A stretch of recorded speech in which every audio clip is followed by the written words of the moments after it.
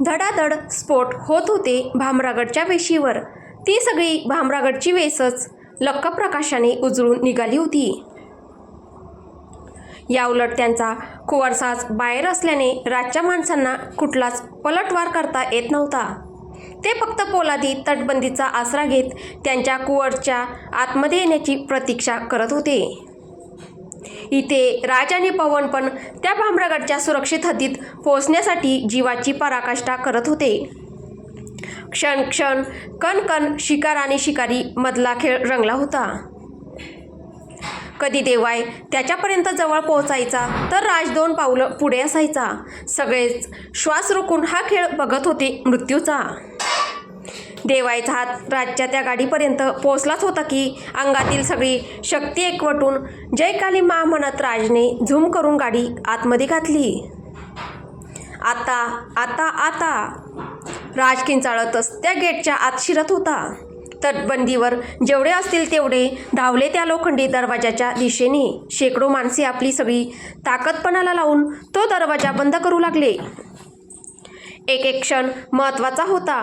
एक मामुलीशी फट जरी उघडी मिळाली असती त्या राक्षसाला तर भामरागडमध्ये घुसून त्याने त्राही माम करून सोडलं असतं सगळ्या भामरागडला. आताच त्यांच्या नजरेसमोरच तो राक्षस आपली ती रक्ताळलेली समशेर घेऊन येताना दिसत होता आणि त्याच्या पाठीमागून त्याचं ते हजारोचं सैन्य. फक्त काही मिनिटाचाच अवधी होता त्यांच्याकडे. जय शेरावाली, जय पहाडावाली, जय कालीमा. कालीमातेचे नाव घेऊन त्या शेकडो लोकांनी अक्षरशः आपले प्राण ओतले तो अजस्र अवजड लोखंडी दरवाजा बंद करायला आणि शेवटी अखेरचा तो दरवाजा बंद करण्यात यशस्वी झाले. राजच्या नंतर फक्त 1-2च गाड्या त्या लोखंडी दरवाजातून आतमध्ये शिरू शकल्या. बाकीची सर्जेरावची शेकडो माणसे धडाधड मारली गेली. त्यांच्या हृदयद्रावक किंकाळ्यांनी आतमध्ये असलेला प्रत्येकजण थरकापून गेला. भामरागडच्या बाहेरच्या भिंती रक्तामासाच्या चिखलाने न्हावून निघाल्या. पण खरी भीती तर पुढे होती. हा दरवाजा जरी बंद करून ते काही काळापुरती देवायचं सैन्य आणि प्रत्यक्ष त्या शैतानापासून वाचले असले तरी आकाशात मुक्त संचार करत कडकडणाऱ्या त्या मृत्यूच्या देवतांना ते कसे थांबवणार होते? संपूर्ण भामरागडचं आकाश त्यांच्या विशालकाय रूपांनी आच्छादून गेलं होतं. आकाशात किंकाळ्या मारत थैमान घालत असलेल्या त्या 7 जणींचं ते भयंकर रूप पाहून कित्येक जण तिथेच बेशुद्ध पडले तर बाकीच्यांची काळीच भीतीने गोठून गेली. हातात आलेली शिकार अशी मोक्याच्या क्षणी हातातून निसटून गेल्याने देवाही पिसाळला आणि धडकला त्या अजस्र लोखंडी दरवाजाला. पण तत्क्षणी वेशीभोवती मातीत पुरलेलं कुंकुम रिंगण आगीने पेटून उठलं आणि देवाय 10 ते 20 फूट मागे मातीत फेकला गेला त्या प्रचंड ऊर्जेने. जी हालत त्याची होती तीच त्या 7 जणींची. अवकाशी वेडेवाकडे सूर मारून संतप्त त्या दामिनी तीव्र गतीने आकाशमार्गाने भामरागडमध्ये प्रवेश करतच होत्या की एक प्रचंड मोठा स्फोट झाला आणि एका अदृश्य शक्तीने त्या मागच्या मागे फेकल्या गेल्या. देवाई आणि 7 जणी संतप्त तर झालेच, वरतून आश्चर्यचकित सुद्धा. हे आता नक्की काय घडलं? कोणी आम्हाला रोखलं आणि कसं? देवाई आणि त्या 7 जणींचा भामरागडच्या हद्दीला स्पर्श होताच मातीत पुरलेले ते कुंकुम रिंगण पेटून उठलं होतं आणि सगळ्या भामरागडला एका अदृश्य सुरक्षा कवच प्राप्त झालं होतं. ह्या हद्दीच्या आतमध्ये नाही, हे माझं नगर आहे. कालीमाच्या मंदिरातल्या घंट्यांनी सारं आकाश दुमदुमून टाकलं होतं. एक एक दीप मशालीप्रमाणे ज्वलंत पेटला. जणू आता त्या नगराची कुलदेवताच भामरागडच्या रक्षणासाठी युद्धात उतरली होती. सारं वातावरण भारून गेलं होतं. इथे त्या 7 जणी आकाशातून भामरागडमध्ये घुसण्याचा हर एक प्रयत्न करत होत्या तर तिथे तो देवाय तडपडत होता आतमध्ये येण्यासाठी. त्याचं लक्ष फक्त एकच होतं, बडी हवेली, त्याची विरजा. पण जसा तो हद्दीला स्पर्श करायचा तशा ठिणग्यास उडायच्या आणि एक जबरदस्त झटका लागून देवाय व त्या 7 जणी वेगाने बाहेर फेकल्या जात होत्या. शरीराच्या ज्या भागाने स्पर्श करत होत्या तो भाग पेटून उठत होता. देवाय काही केल्या त्या दरवाजाला, त्या भामरागडच्या तटबंदीला स्पर्श करूच शकत नव्हता. देवाय आणि त्या 7 जणींच्या आक्रोशाने संतापाने भामरागडची सारी धरती आकाश दुमदुमून गेलं होतं. त्या आवाजाने ऐकणाऱ्यांची काळीच खाली बसून जात होती तर आकाशात सगळीकडे ठिणग्याच उडत असलेल्या दिसत होत्या. तुला भामरागडमध्ये प्रवेश नाही ठाकूर. घणाणल्या त्या घंटा परत. मंदिरात देवीच्या आश्रयाला आलेल्या लोकांनी त्या महाभयंकर घंटानादामुळे आपले कान घट्ट बंद करून घेतले आणि बाकीचे सगळेच घाबरून थक्क होऊन हा सगळा प्रकार बघत होते. जे काही त्यांच्या डोळ्यांच्या पुढे होत होते त्यावर विश्वासच बसत नव्हता. पण तेच तर सत्य होतं. इथे राजपण हा सगळा प्रकार बघून दंग झाला. तटबंदीच्या उंची इतक्या त्या पेटत्या कुंकुम ज्वाला बघून त्यालाच आपल्या डोळ्यांवर विश्वास बसत नव्हता. आजच्या विज्ञानाच्या युगात असं पण काही शक्य आहे, अस्तित्वात आहे, हाच प्रश्न त्याला सतावत होता. पण त्याने जेव्हा आकाशात संतप्तपणे धुमाकूळ घालणाऱ्या त्या महाभयंकर 7 जणींना बघितलं त्याचा विश्वास लगेच बसला. भामरागडच्या वेशीभोवती सुरक्षा कवच म्हणून पेटून उठलेल्या त्या लाल कुमकुम रिंगणाकडे राजने परत एकदा बघितलं आणि मनोमन पन्नामाचे आभार मानले. सकाळी किती वैतागला होता तो त्यांच्यावर, की अशा समरप्रसंगी त्या आणि इतर बिंदनी त्यांचा किती महत्त्वाचा वेळ वाया घालवता आहेत म्हणून. चक्क 2 तास घेतले होते त्यांनी ते रिंगण पूर्ण करायला. पण आज त्यांची तीच श्रद्धा भामरागडचं रक्षण करण्यासाठी सिद्ध झाली होती. पण कधीपर्यंत? बड्या हवेलीच्या आपल्या गवाक्षातून रानाचा हे रणकंदन बघत होते. त्यांच्या मनात प्रश्न उभा राहिला, कधीपर्यंत त्या राक्षसाला रोखू शकणार आहे हे रिंगण? देवाय कार्तिक ठाकूरच्या आपल्या बायकोबद्दल असलेल्या वेड्या प्रेमाबद्दल ते आता व्यवस्थित परिचित झाले होते. तो जर आपल्या पत्नीला मिळवण्यासाठी इतकं मोठं रक्ततांडव रचू शकतो, आपली सगळी ताकद घेऊन भामरागडवर चाल करून येऊ शकतो, तर तो आपल्या पत्नीला घेतल्याशिवाय रिकाम्या हाताने नक्कीच जाणार नाही. हे कालिमाचं रिंगण फक्त काही काळच भामरागडचं रक्षण करू शकेल. त्याच्यासारख्या वेड्या माणसाला कायमचं थोपवणं अशक्यच. तो हे रिंगण तोडून नक्कीच भामरागडमध्ये प्रवेश करेल आणि मग काय? पुढील होणाऱ्या संहाराच्या कल्पनेने रानासा थरकापून गेले. तो ठाकूर काय आपली बायको घेतल्याशिवाय जाणार नाही आणि हा राज काही त्याच्या बायकोला परत करणार नाही. आणि जर भोला वेळेत राजपर्यंत पोहोचला नाही तर? बरेचसे प्रश्न रानासांना पडत होते, जे काही काळातच भामरागडचा होणारा विनाश की विजय निश्चित करणार होते. रानासांनी एक नजर जमिनीवर बेशुद्ध अवस्थेत असलेल्या विरजाकडे टाकली आणि तिच्या पायाशी उभ्या असलेल्या मधूला बोलले, उचल तिला पुढे. काय करणार आहेत रानासा विरजाचं? असं कुठलं विनाशक पाऊल उचलणार आहे भामरागडच्या रक्षणासाठी? प्रेमाच्या आणि सुडाच्या या रचलेल्या अग्निहोत्रात पहिला बळी कोणाचा जाणार? कारण ती मधुताई तर निघाली विरजाला आपल्या खांद्यावर घेऊन एका जीव घेण्या प्रवासासाठी. रानासा मधुताईला. तो ठाकूर भामरागडमध्ये शिरायच्या अगोदर हिला भामरागडपासून खूप खूप दूर घेऊन जा. तो भामरागडमध्ये शिरल्यावर तू आणि ही मुलगी भामरागडच्या आसपासही दिसता कामा नये. खूप दूर दूर घेऊन जा हिला, एकदम दूर. ही मुलगीच भामरागडवर आलेल्या सगळ्या संकटाचं मूळ आहे. जर भामरागडला वाचवायचं असेल तर ह्या विषयाच्या वेलीलाच भामरागडपासून दूर करावं लागेल.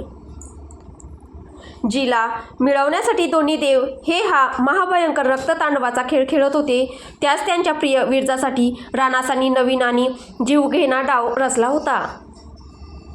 काय करतील आता देव आणि देवराज? कोणाला मारतील, कोणाला वाचवतील, कोणाला संपवतील? राजच्या आदेशानुसार महेशने भामरागडच्या जवळजवळ सगळ्याच जनतेला कालिमाच्या मंदिरात नाही तर रानासांच्या बड्या हवेलीत जबरदस्तीने आश्रयास पाठवले होते. जे कालिमाच्या मंदिरात होते त्यांच्या तर अक्षरशः डोळ्यांसमोर हा सगळा रक्तसंग्राम चालू होता. पार ते दरीत झालेलं रक्ततांडव, त्या काळीच गोठवून टाकणाऱ्या शेकडो किंकाळ्या, देवाईचं आपल्या राक्षसी सेनेसह भामरागडवर भीतीदायकपणे चाल करून येणं, त्या 7 जणींचं ते महाभयंकर रूप, आकाशात घातलेलं थैमान, ते विस्फोट आणि ते वेशीपाशी झालेले सर्जेरावाच्या माणसांचे निर्मम मृत्यू, सगळे त्यांनी याची देही याची डोळा बघितलं होतं. घाबरून त्यांचे प्राण तर अक्षरशः मोठीत आले होते. सतत होणाऱ्या मंदिराच्या घनघन घंटानादाने आणि त्या 7 जणींच्या अक्राळ विक्राळ आक्रोशाने तर छातीच्या आतील ते नाजूक हृदय फाटून बाहेर येतंय की काय असं वाटू लागलं होतं. तर काही जण हा पराकोटीचा ताण सहन न झाल्याने आधीच बेशुद्ध झाले होते. तिथे रानासांच्या हवेलीतही काही फारसं वेगळं दृश्य नव्हतं. हजारो लोक थरथर कापत माना गुडघ्यात घालून बसले होते. रानासांची बडी हवेली गच्च फुलून गेली होती त्यांच्या संख्येने. जिथे जागा मिळेल तिथे एकमेकांचा आडोसा करत लपून बसले होते भीतीने. त्यांना आता स्वतःच्याच श्वासाची अस्तित्वाचीही भीती वाटू लागली होती. मोठ्याने हुंदके द्यायलाही काळीच घाबरत होतं. लहान मुलं पण रडण्याचं विसरून आपापल्या आयांच्या कुशीत डोकं खुपसून बसली होती. नेमकं काय होतंय ते त्या निरागस जीवांना कळत नव्हतं, पण जे काही होत आहे ते खूप भयंकर आणि भीतीदायक आहे याची जाणीव त्यांनाही झाली होती. इथे ही परिस्थिती होती तर तिथे भामरागडच्या वेशीच्या बाहेर अक्षरशः रणकंदन माजलं होतं. देवाई आणि त्या 7 जणींना काही केल्या भामरागडमध्ये प्रवेश मिळत नव्हता. गोल गोल फिरत होते ते कधीपासून भामरागडच्या वेशीच्या भोवती. कुठेतरी छोटीशी फट, कुठेतरी बस एक छोटीशी वाट आतमध्ये घुसण्यासाठी. फक्त एकच संधी हवी आतमध्ये जाण्यासाठी. ते सगळेजण अक्षरशः पिसळले होते. पण नाहीच. पन्नामांनी वेशीभोवती त्या पवित्र कुंकुमाचं रिंगणच इतकं मजबूत घातलं होतं की देवाई आणि त्याच्या 7 जणींना जरासुद्धा आतमध्ये शिरण्याचा मार्ग मिळत नव्हता. नुसते घुटमळत होते ते वेशीभोवती हतबल होऊन. बडी हवेलीच्या खिडकीत उभ्या असलेल्या पन्नामाचे सुरकुतलेले हात खिडकीच्या लोखंडी गजांवर घट्ट होत देवाई आणि त्या 7 जणींची ती सगळी जीवघेणी धडपड बघत होते. कदाचित एक मार्ग आहे त्यांना आतमध्ये येण्यासाठी. पन्नामा घाबरून स्वतःशीच फुटफुटल्या. पण देव करो त्यांना हा मार्ग सुचू नये. काली माते रक्षण कर. सुरकुतलेल्या डोळ्यांच्या पापण्या मिटून खाली गळगळ अश्रू वाहू लागले. अजून काय विनाश बाकी बघायचा राहिलंय या म्हातारपणात? परमेश्वरा, डोळ्यातले अश्रू पुसतच पन्नामा पाठीमागे वळल्या आणि विरजाला बघायला राजच्या रूमकडे जाऊ लागल्या. इथे वेशीच्या आत शिरता येत नसल्याने देवाईचा संताप क्षणोक्षणी शिंगेला पोहोचत चालला होता. काही करून त्याला भामरागडमध्ये प्रवेश हवा म्हणजे हवाच होता. कसंही करून कालीमाच्या कुंकुमाचं ते पेटतं रिंगण तोडायचं होतं. पण कसं?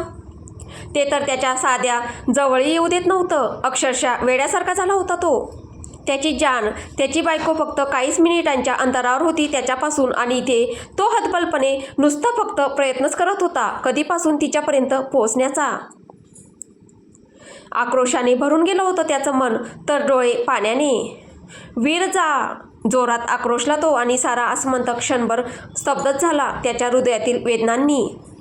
ते बघून त्याची सेना कळवळली आणि अधिकच सुडाने पेटून उठली प्रतिशोधासाठी. तर तिथे राज आणि त्याची माणसे काळीज गोठून हा प्रकार बघत होते. या कुंकुम रिंगणाच्या व्यतिरिक्त त्यांच्याकडे आता दुसरा कुठला सुरक्षेचा उपाय उरला नव्हता ह्या असाधारण शक्तीशी लढण्यासाठी. तिथे त्या 7 जणींचाही अहंकार दुखावला गेला होता. कधी नव्हे ते हार मानावी लागत होती त्यांना. त्यामुळे त्या अधिकच चित्कारत होत्या.